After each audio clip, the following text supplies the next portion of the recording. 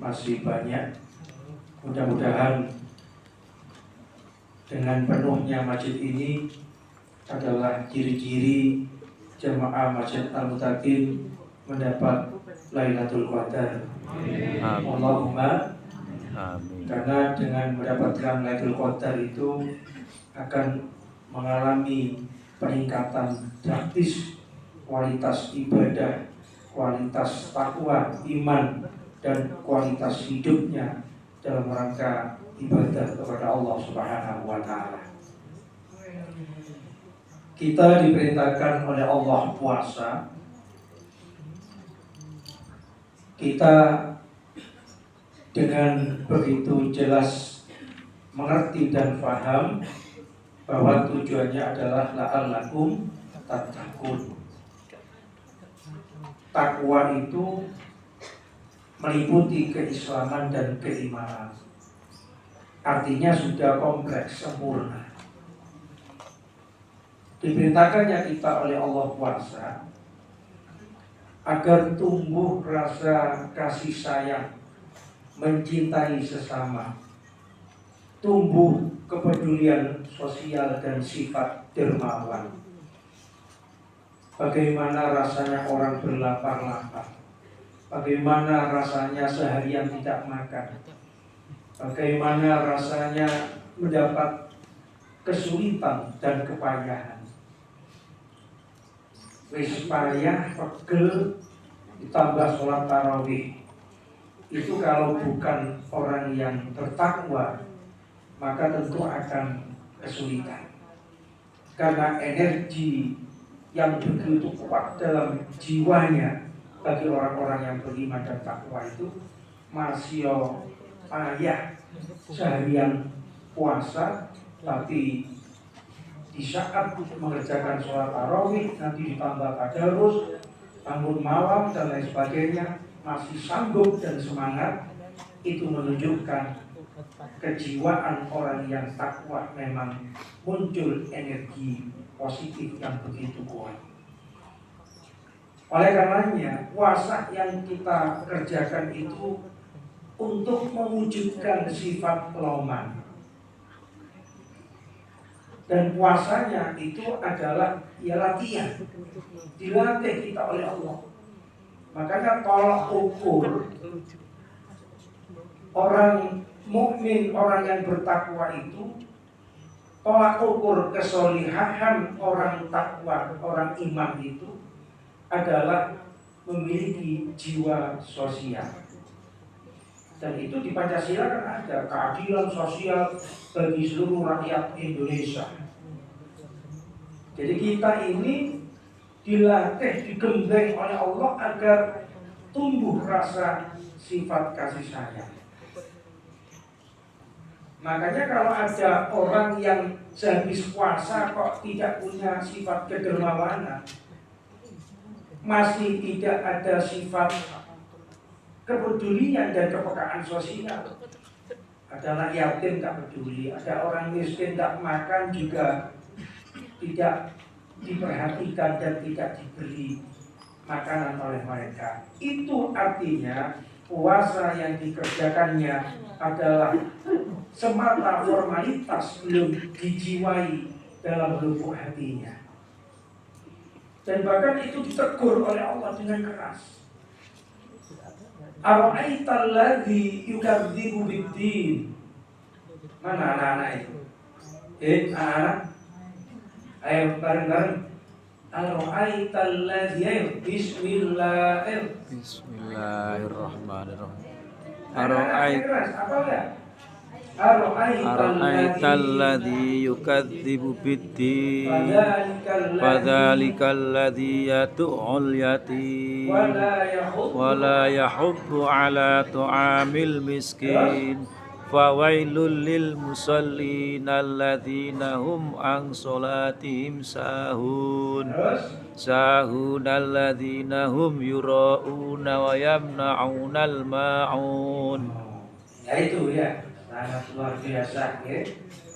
Anak-anak saja hafal. Makanya Al-Quran itu yang menjadikan Quran faktor sebuah bacaan yang sempurna. Kalau dalam rumus bahasa Arab, bacaan Arab itu kalau ada an-nya, Quran gitu, itu adalah merupakan sebuah bacaan yang sempurna.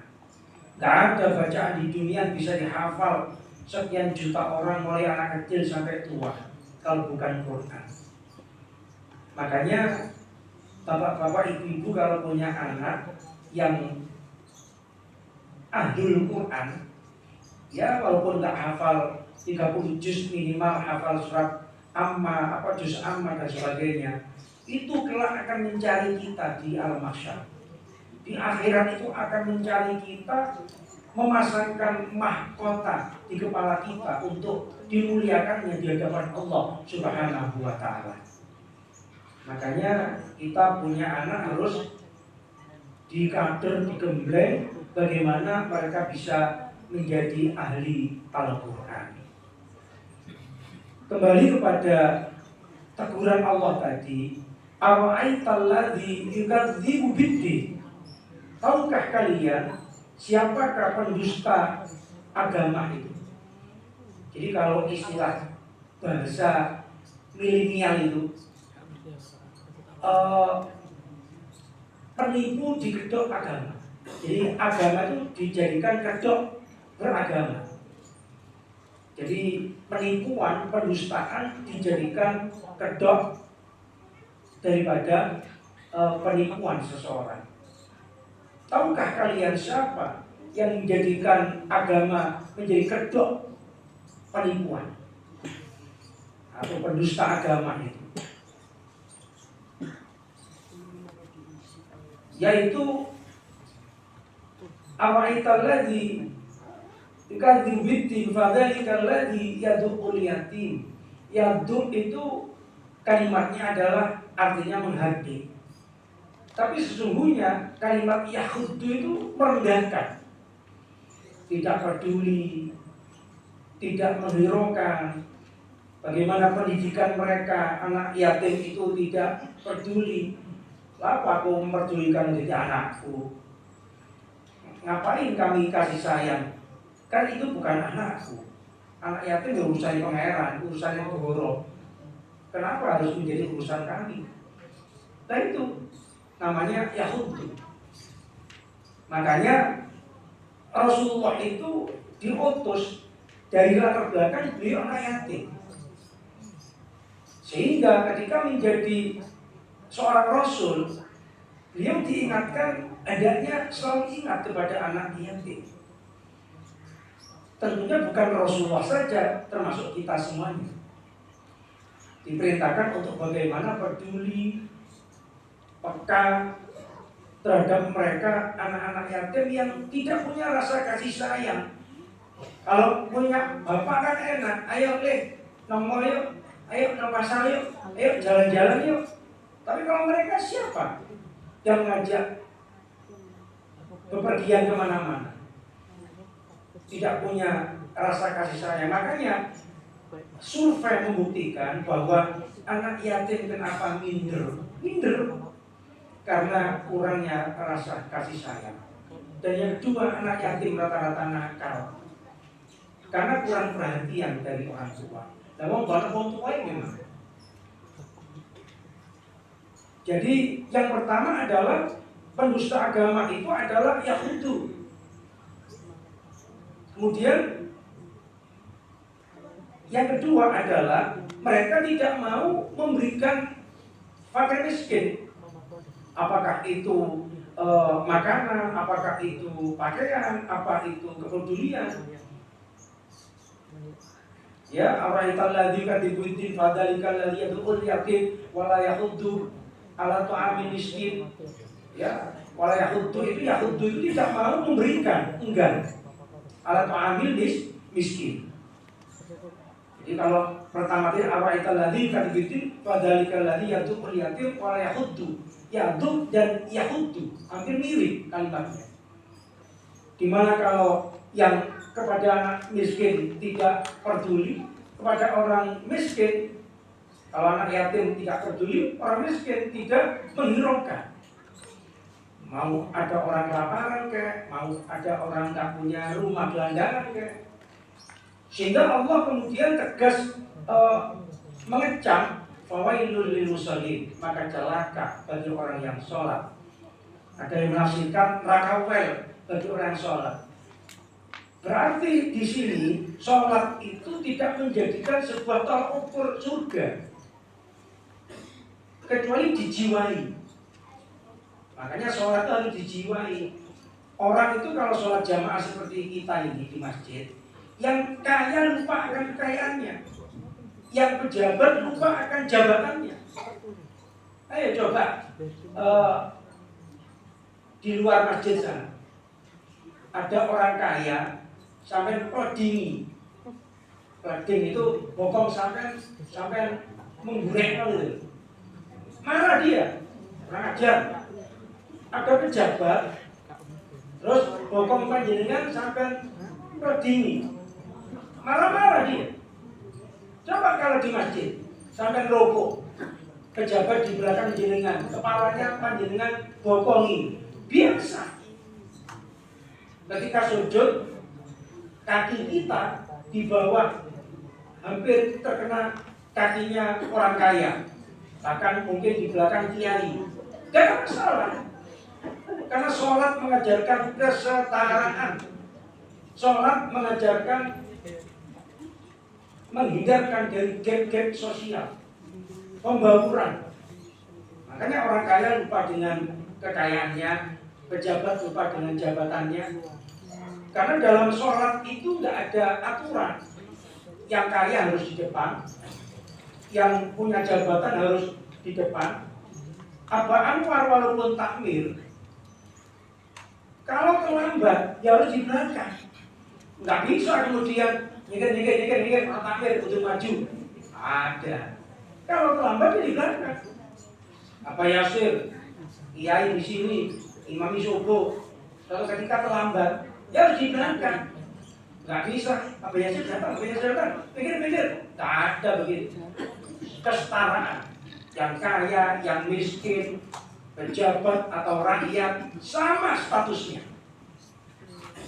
Jadi kalau ada orang sholat jamaah lagi, tekun jamaahnya, tapi tekun gegerani, berarti tidak menjiwai sholat jamaah. Tekun sholatnya, tekun tukarani, berarti tidak menunjukkan penjiwaan terhadap sholatnya. Makanya dicela oleh Allah, fawailul lil musallin, celaka itu orang sholat. Sholat kok gak dijiwai, nek angger rubuh gedang aja.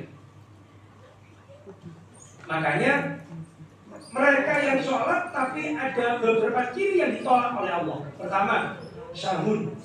Sahun itu adalah mereka mengerjakan sholat karena lalai, waktunya sembrono, tumakinanya sembrono, bacaannya sembrono. Jadi pokoknya asal sholat, pokoknya gugur kewajiban, itu namanya sahun. Yang kedua, yuraun. Sholat kok ingin dipuji, termasuk ibadah kok kepingin dipuji.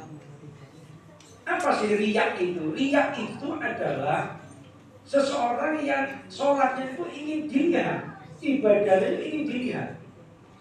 Terus apa dapatnya kalau sudah dilihat orang? Pujian. Karpet ingin dipuji, dimuliakan. Orang sodako kan juga begitu, ingin dimuliakan, didengar, lalu dihormati. Kadang ada orang sodako itu kalau kemudian yang disodako itu tidak membalas budi, itu diungkit-ungkit. Ada istilah kacang tinggal lanjaran, kacang tinggal kulit, atau dikai ati mergo-mergo, kan ada istilah-istilah begitu.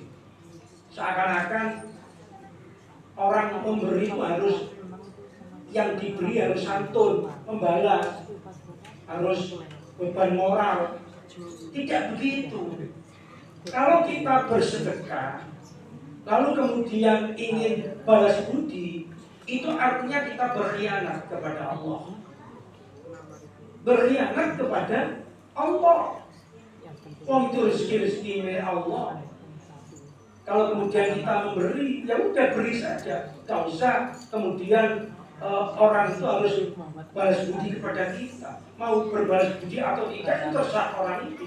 Yang penting kita ikhlas semata memberikan karena Allah Subhanahu wa Ta'ala. Sholat juga begitu. Sholat ingin dipuji, disanjung. Terus apa dapatnya sanjungan itu? Gak dapat apa-apa. Apa lebih cantik kalau dipuji, akan lebih ganteng, akan semakin kaya begitu? Tidak juga. Itu sama halnya meremehkan Allah Subhanahu wa Ta'ala. Apa tidak cukup Allah yang mempersaksikan? Apa tidak cukup? Lalu harus butuh kesaksian banyak orang.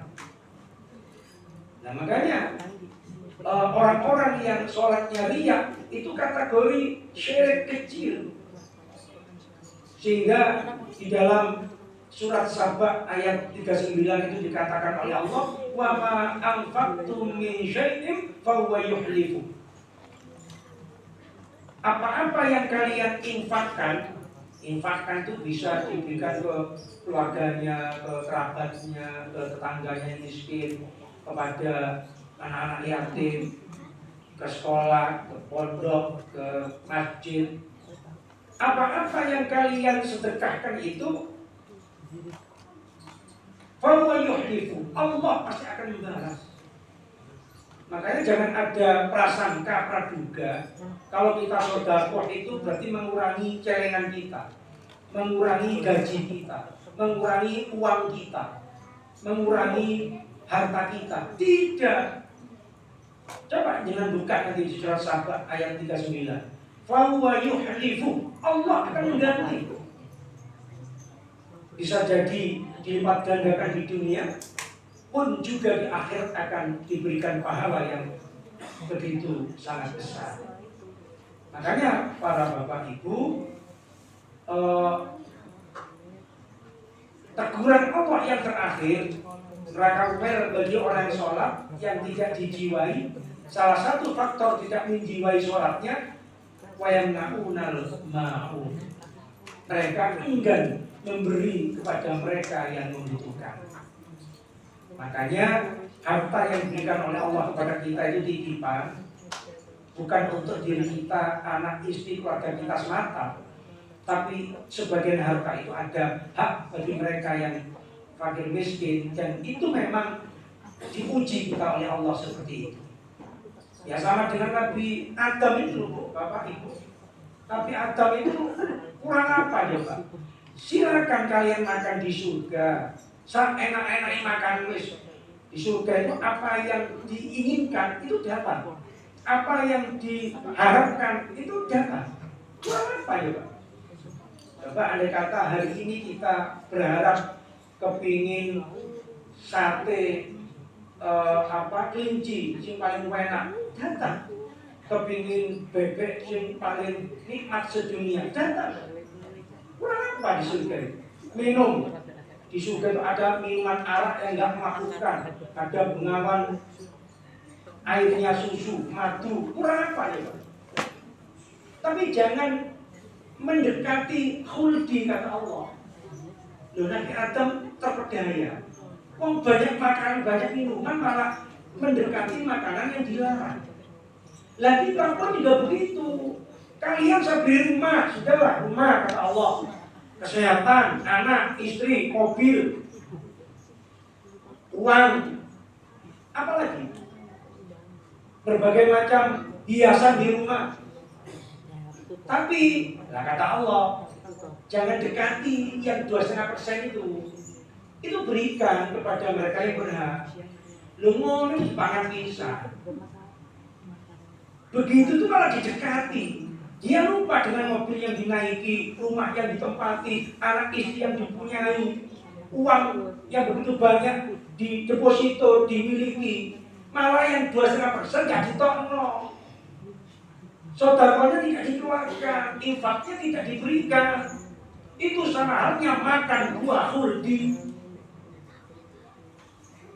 Begitu banyak diberikan oleh Allah kepada kita, tapi kita lupa malah mendekati makanan yang dilarang oleh Allah. Salah satunya zakat kita yang tidak kita keluarkan, sedekah kita yang tidak kita berikan. Maka Allah memberikan peringatan fawailul lil musallin tadi itu. Makanya supaya sholat kita menyelamatkan kita, puasa menyelamatkan kita, ibadah menyelamatkan kita, mari jangan lupa daripada apa yang inti daripada pengajaran puasa, sholat dan sebagainya adalah agar tumbuh jiwa dalam diri kita loman dan kedermawanan. Kurang lebihnya mohon maaf. Assalamualaikum warahmatullahi wabarakatuh. Waalaikumsalam.